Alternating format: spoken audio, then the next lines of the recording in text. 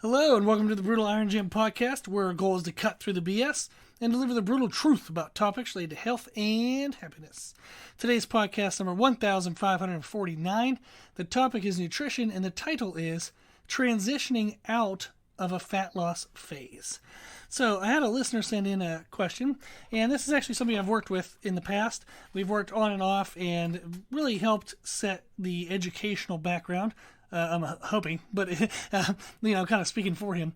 But we've set up the educational background for how to manage nutrition and training, and he's been managing it very well. And then he kind of dips in and asks questions here and there. And that's overwhelmingly one of the greatest feelings, is that through the podcast, through working with people, they learn how to manage it so that way they can manage their physical health to best manage their mental and emotional health. So I love that. Love it, love it, love it. So what they wrote is, hey Rob, hope your holiday went well. I've been eating in a deficit and am down to 148 pounds from 165 from the last growth phase last fall. So they were at 165. They've now taken off 17 pounds. And he continues, he says, I feel like I'm just getting smaller, but I can't get rid of that lower stomach fat. I'm just wondering if I should stay in a deficit or what the best option is. He also said that he started doing jiu-jitsu 4 months ago, and that's 3 days a week, so that's freaking awesome. I'm very happy for him. I'm sure he loves that. So what this kind of brings up is, if you've been dieting to lose weight, to lose fat, there's going to be a point where you hit the weight you want to be at, but maybe you don't look as clean physique-wise as you want. And then it's like, okay, well, do I continue to be in a deficit, continue to lose weight, but yet I'm not seeing much of an improvement in my aesthetics? And this can be the challenge, is you've hit the weight you want to be, but you don't look that dry, lean, super detailed look. And that's actually really common, because at the end of the phase, end of the fat loss or weight loss phase, your body's super stressed. So it's going to have higher degree of water retention. It's not going to have nice full muscle bellies. So once you hit the weight you want, there's actually a transition you have to do to actually see the full leanness effect of the diet. So that's what I wanted to talk about today, is if continuing to lose weight doesn't seem to be helping, you feel like you're just getting smaller, but you don't see more definition or anything, what do you do? So there are 3 tips I want to give, and then I'll give you a couple extra little things.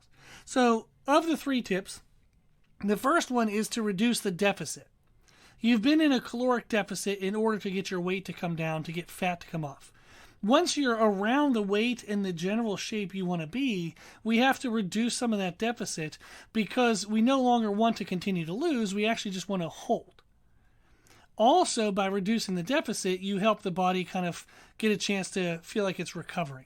So it's no longer struggling to keep up with the underfed aspect of fat loss and weight loss.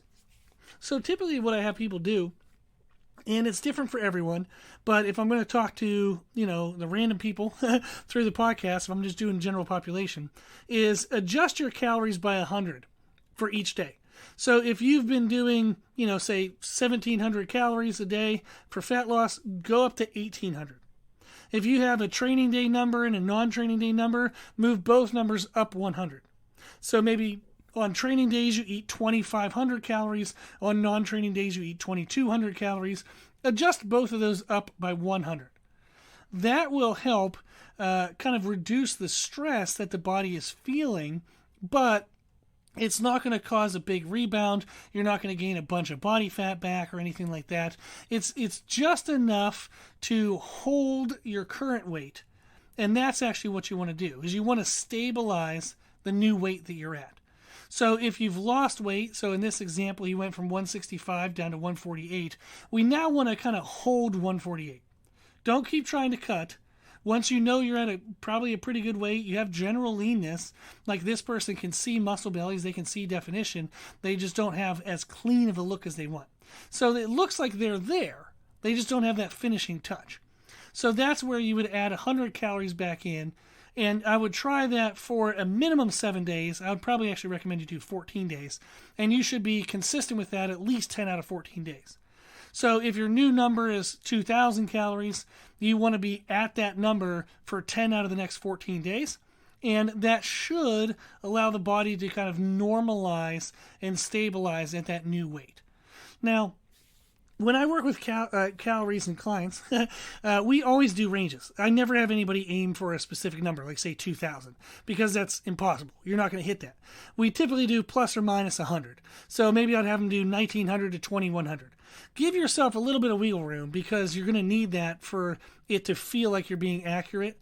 No one can hit an exact calorie number every day, and it's absolutely unnecessary. So give yourself a little bit of wiggle room so that way you can feel successful within that range. But that is the first thing we want to do, is add 100 calories back in. Do that for 10 out of the next 14 days. For most people, that'll solve it. Now, if you notice your weight is still going down, add another 100 for the next 10 to 14 days. Okay? Now, along with that change, we want to make sure that we're at the top of our range for protein intake. So, if your protein is anything less than body weight times 1 per day, so if you weigh 150 pounds, you want to be eating at least 150 grams of protein. So this client, if they weigh 148, they should be aiming for 148 grams of protein. If you, listening to this, and you're like, okay, I'm pretty happy at my weight of, say, 180 pounds, you should be aiming for 180 grams of protein. What that does is this gives you enough protein that your body can kind of deal with a lot of the delayed damage and repair work during the dieting phase. Whenever you were in a caloric deficit, the body would have been in, to some degree, a recovery deficit. And that can contribute to why you feel watery and you don't feel as clean and as lean as you should. So making sure your protein's at the top of the range while you allow for this caloric reduction so there's not so much of a deficit, it'll allow the body to fulfill all of the demands of the recovery and changes that you needed during that dieting phase. So you can actually start to appear leaner, look leaner by simply having enough protein now with the calories to control your weight in order to fulfill all the demands and stress that the training had caused. Now, if somebody is training 4 or more days a week, pretty hard training, weight training, I have them go for the range from 1 to 1.25 times body weight. If you do normalish style of training, not crazy intense, about 3 or 4 times a week, then you would aim for maybe like 0.8 to 1 gram, but be closer to the 1 gram, and that'll help as well. So you're going to adjust your calories, you're going to adjust your protein, and then we have to adjust our training just a little bit. We want to reduce some of the extremes in your training. Again, well, you were in that deficit stage, your body wouldn't have been getting all of the calories it needed, wouldn't have been getting all the protein available for recovery. It'll be coming into the end of the dieting phase, worn out, beat up. So your cortisol is going to be super high. That can cause water retention, sleep issues.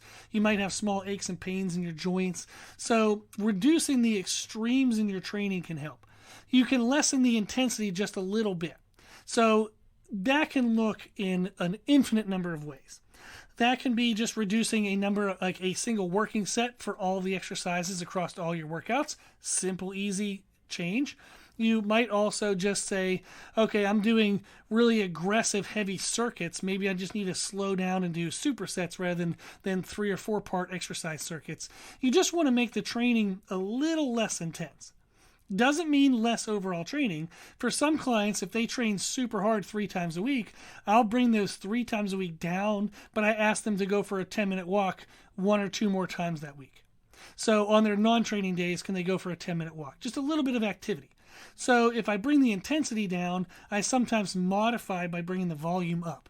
But that is something that we should do, is bring the intensity of the training down a smidge. If you're afraid of gaining unnecessary body fat or you're going to get a big rebound, just go for walks on the non-training days. Go for a 10-minute walk or 10 minutes on a treadmill or a 10-minute body weight circuit of just, sit-ups and squats. Just move for 10 extra minutes on other days, but that'll help as well. So those are kind of the 3 main things you want to do when transitioning out of a fat loss phase. Is you've gotten to the weight that you think you should be at, but it's just not quite clean enough. reduce that deficit by 100 calories each day, get your protein at the top of the range, and then reduce the extreme intensity in your training, but you can add a little bit of non-intense volume at other times of the week. Now, the other things we can do, small little details, is make sure you check your daily sugars. If your sugars are over 60 grams per day, then you might have a little bit of belly fat, a little bit of water retention simply due to sugar intake. So you want to make the adjustments I just said, but also check and make sure that your sugars are under 60 grams per day. You can also look at consistency of water intake. If you're not drinking enough water, your body could be holding onto excess water, which will show up in your lower stomach. You would aim for around up to body weight in ounces of fluid. So if I weigh 150 pounds, I would aim for 150 ounces of fluid. That's going to be very challenging for a lot of people. So aim for half to 1. So if I weigh 150 pounds, I want 75 to 150 ounces of fluid. Try to get somewhere within there, the higher the better. The more consistent you are with fluid intake, the less your body tries to hold on to fluid on its own, and therefore your skin will appear leaner and thinner. The other thing is to get more consistent with sodium intake. If your sodium intake is highly variable every day, make sure you try to normalize that. If you don't have any blood pressure issues, you want to be around that 2,400 milligrams of sodium per day. If you do a lot of exercise, 3, 4, 5 times a week, you can go up above that because you're going to be sweating out a lot of your sodium. And I usually have people aim somewhere in the range of 2,400 to 3,600. So the normal amount plus up to plus 50%. So 2,400 to 3,600 milligrams of sodium. Now that's without blood pressure issues. Even if somebody does have blood pressure issues, only half of the population is sensitive to sodium. It's really kind of a variable depending on each individual. But that's a general recommendation is see the highs and lows you have of sodium intake. And if you have a lot of variability, try to normalize that into a smaller window. And then that's it. So those are the tips. So the 3 main ones are to reduce the caloric deficit, get your protein at the top of the range, and then reduce extremes in your training. The smaller little details are to keep daily sugars at 60 grams or less, normalize your water intake somewhere between half to a full times your body weight of ounces of fluid, and then try to normalize your sodium intake. All of that will help you transition out of a fat loss, weight loss phase and give you a lot more definition and clarity in your physique over the next 14 to 28 days. Awesome. So hopefully that was helpful. If you have any questions implementing that, always reach out. Again, this podcast is free and it's intended to be anything you want it to be. So if you have any questions, please reach out and I'll answer them. Awesome. Well, if you like our podcast, please share it. The more people we share it with, the more people we can help through the podcast. When you share it, let them know that we answer questions for free. Also, if you like the podcast, please consider donating to support the podcast. There's a lot of hosting costs. I give an hour to it every day, and I would like to keep it for free. So the donations help go a long way towards that. I really, truly appreciate that. You can donate at our website at www.brutalirongym.com. Also, if you like the information we share in our podcast, you can find more from us on our social media channels. I post on Instagram pretty much every day. I'm posting a lot more on YouTube, so check us out on those places and follow us on both places.